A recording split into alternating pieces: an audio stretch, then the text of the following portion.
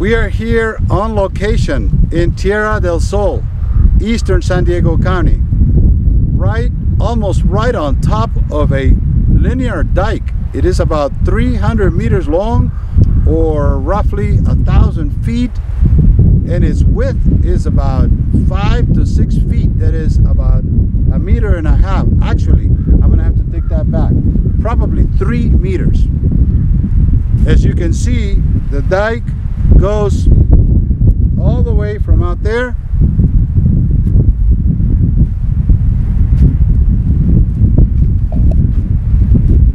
and right in here behind my back.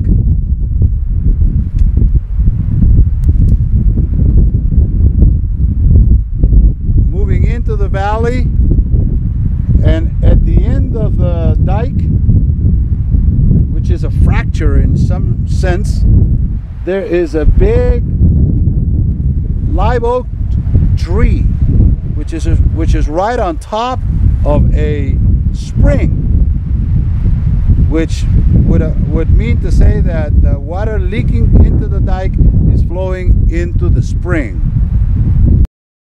I'm here standing on top of a jungle of red shank. As you can see,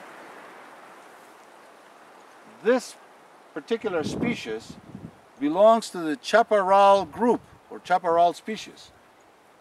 However, because it requires more water, it can grow much taller. This species of red shank can grow up to about 20 to 25 feet. And as you can see, it's quite a view over here of such a high density of this particular species.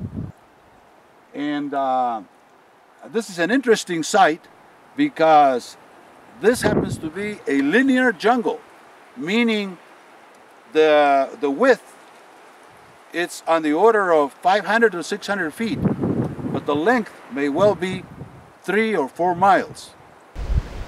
We're standing on top of the creek that drains Tierra del Sol.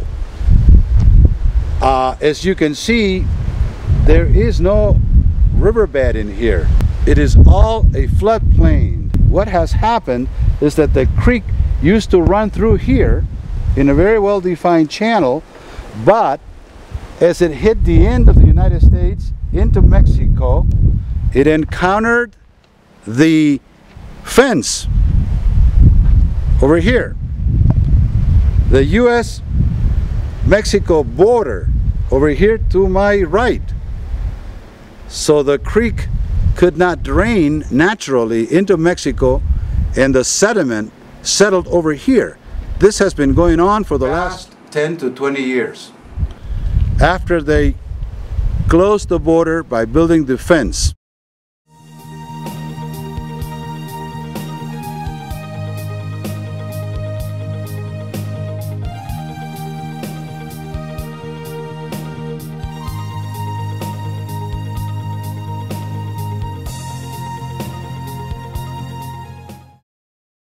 We're here on site at the proposed Campo landfill, and I'm with Donna Tisdale. She is chair of the Boulevard planning group. And Donna is going to tell us a little bit about the history of the proposed Campo landfill. The landfill was first proposed in the late 1980s, and as far as I know, it's still on the books. It's been permitted by the federal government, but there's nobody working on it right now. This entire landfill site burned in the Shockey Fire September 23rd, 2012. The community opposed this project because it's on a high elevation, and private properties and wells are located on this side, and tribal homes and wells are located on the other side. And this drainage drains down into the Campo Creek area.